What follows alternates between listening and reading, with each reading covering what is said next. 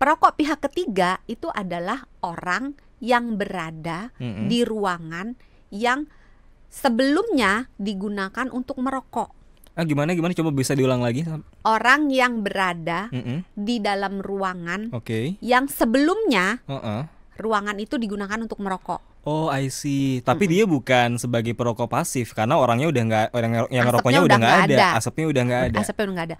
Masalahnya asap rokok yang sudah tidak ada, bau rokok yang mungkin sudah tidak ada, itu tidak menyebabkan berbagai racun-racun yang ada di dalam rokok tersebut juga tidak ada. Jadi begitu orang merokok, asap rokoknya itu kan nyebar kemana-mana. Jadi dia nempel di atap, nempel di dinding, nempel di lantai, di perabotan, di semua ruangan, di semua benda yang ada di dalam ruangan tempat orang itu merokok. Tapi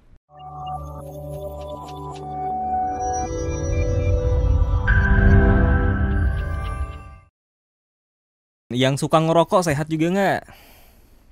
Didoain sehat. Oh, didoain sehat. Iya kan, kalau emang orangnya aktif merokok, mungkin harus gaya hidupnya lebih sehat lagi ya untuk mengimbangi. Tapi ya kalau namanya dokter sebisa mungkin tidak merekomendasikan ya untuk merokok ya kan. Pasti jangan merokok ya gitu. Nah, tapi kalau dokter Santi, ya udah kalau mau merokok setidaknya lakukan ini gitu. Tapi yang berbahaya dari merokok itu kan tidak hanya pada saat merokoknya saja ya dok, tapi adalah ketika rokoknya udah tersisa abu-abunya, itu kan kadang juga suka menempel ya sisa rokoknya, ya nggak sih dok? Kayak upik abu dong. Hah? Upik Cinderella abu? dong kalau upik abu. Kenapa emang upik abu Cinderella? Ya kan berabu. Duh, saya nggak nonton Cinderella soalnya dokter. Saya mah generasinya nonton Teletubbies. Kalau dulu Cinderella mah nggak masuk di saya mah. Jauh banget ya. Tapi benar kan ya dok, kalau rokok itu kan berbahaya tidak hanya pada saat mengisapnya, tapi juga setelahnya, karena ada sisa-sisa yang menempel gitu kan. Benar nggak? Iya. Nah, ini yang kita akan bahas nih dokter di malam hari ini soal third hand smoke. Aduh, ini istilahnya keren banget. Bahasa Inggris loh. Bahasa Inggris. Nah, ini ada istilahnya lebih simpel nggak sebenarnya, third hand smoke? Perokok pihak ketiga. Oh, third hand. Bener nggak sih? Ini bercanda nggak sih?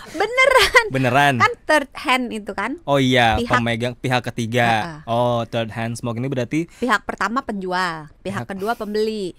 Pihak ketiga yang perokok pasif. Bukan. Oh bukan, beda lagi. Beda, perokok pasif pihak kedua. Oh, perokok pasif itu pihak kedua. Nah, kalau yang third hand smoke ini apa sebenarnya? Pihak ketiga. Pihak ketiga itu? Beneran. Iya, pihak ketiga itu contohnya apa, yang kayak gimana? Jadi gini, kita mulai dengan jenis-jenis perokok dulu ya. Iya. Perokok itu dibedakan, kita taunya cuma dua. Iya. Perokok primer atau aktif, perokok sekunder atau pasif. Nah, ternyata ada yang ketiga, namanya third hand smoker atau perokok pihak ketiga. Nah, perokok pihak pertama, perokok primer, perokok aktif itu adalah si tukang ngebulnya. Iya, yang ngerokoknya.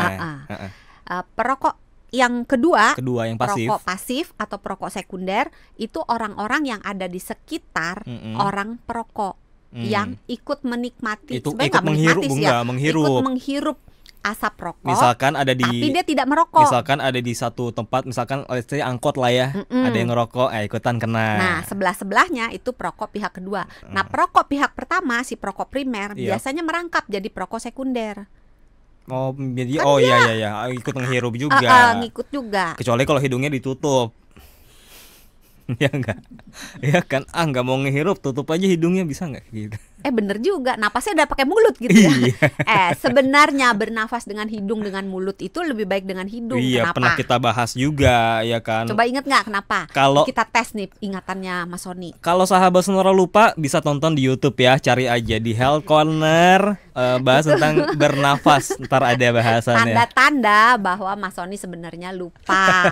Jadi memang bernafas melalui hidung, dijawab aja lah daripada pura-pura biar kita tidak fokus tahu sama bahasan kali ini, hand smoke. Ya udah, lewat aja ya. Lewat aja. Nah, perokok pihak ketiga itu adalah orang yang berada di ruangan yang sebelumnya digunakan untuk merokok. Gimana coba bisa diulang lagi? Orang yang berada di dalam ruangan yang sebelumnya ruangan itu digunakan untuk merokok. Oh, I see. Tapi dia bukan sebagai perokok pasif karena orangnya udah nggak, orang yang rokoknya udah nggak ada, asapnya udah nggak ada. Asapnya udah nggak ada. Masalahnya asap rokok yang sudah tidak ada, bau rokok yang mungkin sudah tidak ada, itu tidak menyebabkan berbagai racun-racun yang ada di dalam rokok tersebut juga tidak ada. Jadi begitu orang merokok, asap rokoknya itu kan nyebar kemana-mana.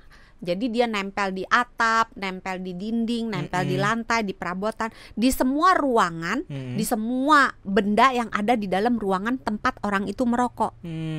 Tapi tidak terbatas pada ruangan benda mati aja, termasuk juga si perokoknya. Jadi perokoknya ini juga merangkap jadi sumber untuk orang lain kalau bersentuhan dengan dia, menjadi sumber pihak ketiga, karena kan badannya juga kena asap. Ya kan, asapnya kan nempel di dia, sehingga racun-racun yang ada di dalam asap itu melekat juga di dia. Di kulitnya, di rambutnya, di giginya, di pakaiannya, di celananya, semuanya. Saya pikir selama ini racun-racun yang ada di rokok itu, kamu mikirnya salah.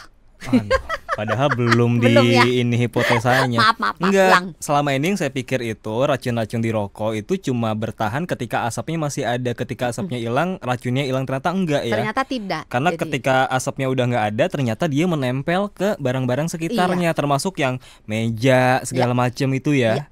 Nah, kenapa sisa racun rokok ini, Dok, bisa nempel di benda-benda sekitar? Ya karena asapnya nyebar.